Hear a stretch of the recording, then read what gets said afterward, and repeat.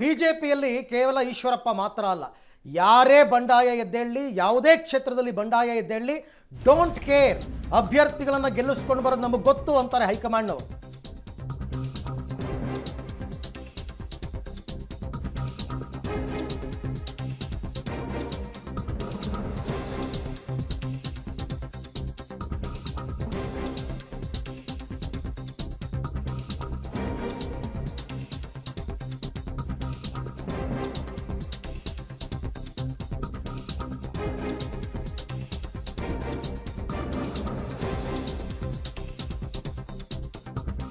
ಬಂಡಾಯಕ್ಕೆ BJP high command don't care. ಎಷ್ಟು ಕ್ಷೇತ್ರದಲ್ಲಿ ಬಂಡಾಯ ಇದ್ದಿದ್ದಾರೆ.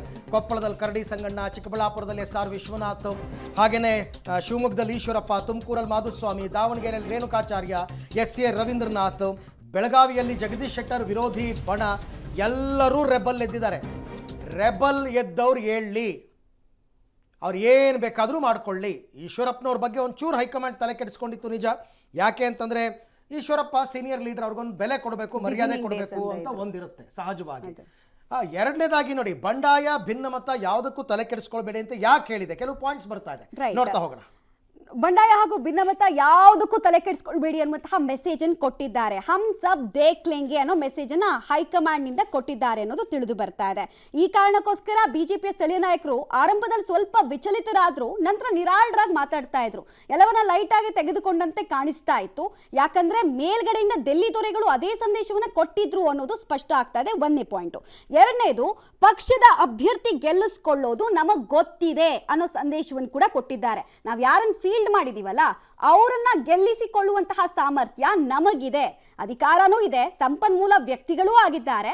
ಮೂರನೇದು, ಮೋದಿ ಅಲೆ ಮುಂದೆ ಅಭ್ಯರ್ಥಿಗಳ ಹೆಸರು ಗೌಣ ಅನ್ನೋ ಸಂದೇಶವನ್ನು ಕೂಡ ಕೊಟ್ಟ ಹಾಗೆ ಕಾಣಿಸ್ತಾ ಇದೆ. ನರೇಂದ್ರ ಮೋದಿ ಅವರು ಪ್ರಧಾನಮಂತ್ರಿ ಆಗಬೇಕು, ನಮ್ಮೆಲ್ಲರ ಅಪೇಕ್ಷೆ ಕನಸಿದೆ. ಅದನ್ನ ನನಸು ಮಾಡಬೇಕಂದ್ರೆ ಈಗಾಗಲೇ ನಮ್ಮ ಹಿರಿಯರಾದ ರವೀಂದ್ರನಾಥ್ ನೇತೃತ್ವದಲ್ಲಿ ಕರ್ನಾಟಕ ರೆಡ್ಡಿ ಅವರು ಒಳಗೊಂಡಂತೆ ಎಲ್ಲ ಸ್ಪರ್ಧೆ ಮಾಡಿದ್ವಿ. ಮಾಜಿಗಳು ನಾವೆಲ್ಲ ಬಸವರಾಜ ನಾಯಕ ಒಳಗೊಂಡು ಪ್ರತಿಯೊಬ್ಬರು ಸಭೆಯಲ್ಲಿ ಸೇರಿ ಒಮ್ಮತದಿಂದ ಸರ್ವಾನುಮತ ನಿರ್ಣಯ ಮಾಡಿದ್ವಿ. ಅವರ ಕುಟುಂಬ ಹೊರತುಪಡಿಸಿ ಬೇರೆಯವರಿಗೆ ಟಿಕೆಟ್ ಘೋಷಣೆ ಮಾಡಬೇಕು. ರವೀಂದ್ರನಾಥ್ ಹಿರಿಯರ ಬಿಜೆಪಿಲಿ ಅಶೋಕ್ ಅವರು ಇವರೆಲ್ಲ ಬಂದಿದ್ದು ನಿಜ. ನಾನು ಅವ್ರಿಗೆ ಹೇಳಿದೆ, ಏನಾಗಿದೆ ಅಂತ ಬರ್ತೀರಾ, ಯಾಕೆ ಬರ್ತೀರಾ ಅಂತ ಕೇಳಿದೆ. ಇಲ್ಲ, ನಾವು ಬಂದು ಮಾತಾಡ್ಕೊಂಡು ಹೋದ್ರು ತಪ್ಪೇನು ಅಂತ ಜಯರಾಮ್ ಅವ್ರು ಕರ್ಕೊಂಡು ಅಶೋಕ್ ಗೋಪಾಲಯ್ಯನವ್ರು ಮನೆಗೆ ಬಂದರು. ನಾನು ಸ್ಕೂಲಾಗೆ ಮಾತಾಡಿದೆ, ಹೇಳಿದೆ ನನಗೇನಾಯ್ತಪ್ಪ BJP ಮೇಲೆ, ನನ್ನ ಸಂಕಟ, ನನ್ನ ನೋವಿರೋದು ಸನ್ಮಾನ್ಯ ಯಡಿಯೂರಪ್ಪನವ್ರ ಮೇಲೆ ಮಾತ್ರ. ನಿನ್ನೆ ಚರ್ಚೆ ಆಗಿದೆ.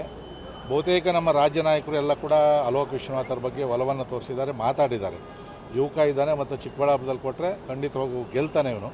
ಮತ್ತು ಒಂದು 25 ವರ್ಷ ಅಲ್ಲಿ ಭಾರತೀಯ ಜನತಾ ಪಾರ್ಟಿಯನ್ನು ಗಟ್ಟಿಯಾಗಿ ಬೆಳೆಸುವಂಥ ಒಂದು ಇದಿದೆ ಅಂತೇಳಿ ಕೊನೆಗೆ ಅಂತಿಮವಾಗಿ ಅಲ್ಲಿ ತೀರ್ಮಾನ, ಮೋದಿಜಿಯವರ ಸಭೆಯಲ್ಲಿ ತೀರ್ಮಾನ ತೊಗೊಬೇಕು ಅಂತಕ್ಕಂಥದ್ದು ಒಂದು ತೀರ್ಮಾನ ಇದೆ. ಆದರೆ ಒಂದೇನು ಅಂದರೆ, ಚಿಕ್ಕಬಳ್ಳಾಪುರ ಲೋಕಸಭಾ ಕ್ಷೇತ್ರ ಈಗ BJPಯ ತೆಕ್ಕೆಯಲ್ಲಿರ್ತಕ್ಕಂಥದ್ದು. ಇದನ್ನು ಯಾವುದೇ ಕಾರಣದಿಂದ ಮತ್ತೆ ನಾವು BJPಯಿಂದ ಬೇರೆ ಪಕ್ಷಕ್ಕೆ ಬಿಡಬಾರ್ದು ಅಂತಕ್ಕಂಥದ್ದು ನಮ್ಮ ಹಠ, ನಮ್ಮ ಕಾರ್ಯಕರ್ತರ ಸಂಕಲ್ಪ ಕೂಡ ಹೌದು. ಈ ಬಗ್ಗೆ ಹೆಚ್ಚಿನ ಡೀಟೇಲ್ಸ್ ಕೊಡ್ತಾರೆ, ನೇರ ಸಂಪರ್ಕದಲ್ಲಿ ಜಾಯಿನ್ ಆಗ್ತಾ ಇದ್ದಾರೆ ಮಸೂದ್. ಯಾವ ಕಾರಣಕ್ಕೋಸ್ಕರ ಬಿಜೆಪಿ ಡೋಂಟ್ ಕೇರ್ ಅಂತ ಇದೆ ಅಂತ? ಪ್ರಾಬಬ್ಲಿ ಮೋದಿ ಅಲೆಯ ಮುಂದೆ ಅಭ್ಯರ್ಥಿಗಳ ಪಾತ್ರ ಗೌಣ ಅನ್ನೋ ಲೆಕ್ಕಾಚಾರನ, ಅಥವಾ ಈಗ ನಾವೇನ್ ಡೀಟೇಲ್ಸ್ ಕೊಡ್ತಾ ಇದ್ವಿ, ಶಿವಮೊಗ್ಗ, ಕೊಪ್ಪಳ, ಇಲ್ಲೆಲ್ಲ 2ನೇ ಹಂತದಲ್ಲಿ ಲೋಕಸಭೆ ಚುನಾವಣೆ ನಡೆಯೋದು, ಸೊ ಇನ್ನೂ ಟೈಮ್ ಇದೆ, ನೋಡೋಣ ಏನ್ ಬೇಕಾದ್ರೂ ಆಗ್ಬೋದು ಅನ್ನೋ ಲೆಕ್ಕಾಚಾರನ, ಯಾವ ರೀಸನ್ ಅಂತ? ಮಮತಾ, ಈ 20 ಕ್ಷೇತ್ರಗಳ ಟಿಕೆಟ್ ಹಂಚಿಕೆ ನಂತರ 7-8 ಕ್ಷೇತ್ರಗಳಲ್ಲಿ ಒಂದು ರೀತಿಯಲ್ಲಿ ಬಂಡಾಯದ ಬಾವುಟ ಹಾರಿಸಿದ್ದಾರೆ. ಕೆಲವರು ಬೇಗುದಿಯನ್ನು, ಅಸಮಾಧಾನವನ್ನು ಬಹಿರಂಗವಾಗಿ ವ್ಯಕ್ತಪಡಿಸ್ತಾ ಇದ್ದಾರೆ. ಇದು ಒಂದು ಮಟ್ಟಿಗೆ ಒಂದು ಹಂತದವರೆಗೆ BJP ಹೈಕಮಾಂಡ್ಗೆ ತಲೆನೋವಾಗಿತ್ತು. ಆದರೆ BJPಯಲ್ಲಿ ಬಂಡಾಯ ಸಾರದವರು ಹೈಕಮಾಂಡ್ ನಾಯಕರನ್ನು ಕೂಡ ಮೀರಿ, ಪಕ್ಷವನ್ನು ಕೂಡ ಮೀರಿ ದಕ್ಕಿಸ್ಕೊಳ್ಳೋಕೆ ಸುಲಭ ಇಲ್ಲ. ತುಂಬ ಜನ ಆ ಒಂದು ಪ್ರಯತ್ನ ಮಾಡಿ ವಿಫಲರಾಗಿದ್ದಾರೆ. ಅದೇ ಉದಾಹರಣೆಗಳು ಜಾಸ್ತಿ ಇರುವಂಥದ್ದು BJPಯಲ್ಲಿ. ಆ ಒಂದು ನಂಬಿಕೆ, ವಿಶ್ವಾಸ BJP ಹೈಕಮಾಂಡ್ ನಾಯಕರದ್ದು. ಜೊತೆಗೆ ಈಗ ಈಶ್ವರಪ್ಪನವರ ವಿಚಾರವನ್ನು ಒಂದು ಸ್ವಲ್ಪ ತುಸು ಜಾಸ್ತಿನೇ ಗಂಭೀರವಾಗಿ ಹೈಕಮಾಂಡ್ ನಾಯಕರು ಪರಿಗಣಿಸಿದ್ರು. ಯಾವಾಗ ಅವರು ಕೂಡ ಸೊಪ್ಪಾಕ್ಲಿಲ್ಲೋ ಹಾಗೆ ಇವರು ಕೂಡ ಅವರತ್ತ ಸೊಪ್ಪಾಕ್ಲಿಲ್ಲ. ಡೋಂಟ್ ಕೇರ್ ನಿಲುವನ್ನು ಈಗ ತಾಳ್ತಾ ಇದ್ದಾರೆ. ಅದೇ ರೀತಿ ನಿನ್ನೆ ಕೂಡ ಸಂಗಣ್ಣ ಕಡೆಯವರು ಏನೋ ಒಂದು ತೀರ್ಮಾನ ಪ್ರಕಟ ಮಾಡಿಬಿಡ್ತಾರೆ ಅನ್ನುವಂತಹ ವಾತಾವರಣ ನಿರ್ಮಾಣ ಆಗಿತ್ತು. ಆದರೆ ಇನ್ನೂ 4-5 ದಿನಗಳ ಕಾಲ ಕಾದು ನೋಡುವ ಒಂದು ತಂತ್ರಕ್ಕೆ ಸಂಗಣ್ಣ ಕಡೆ ಮುಂದಾಗಿದ್ದಾರೆ.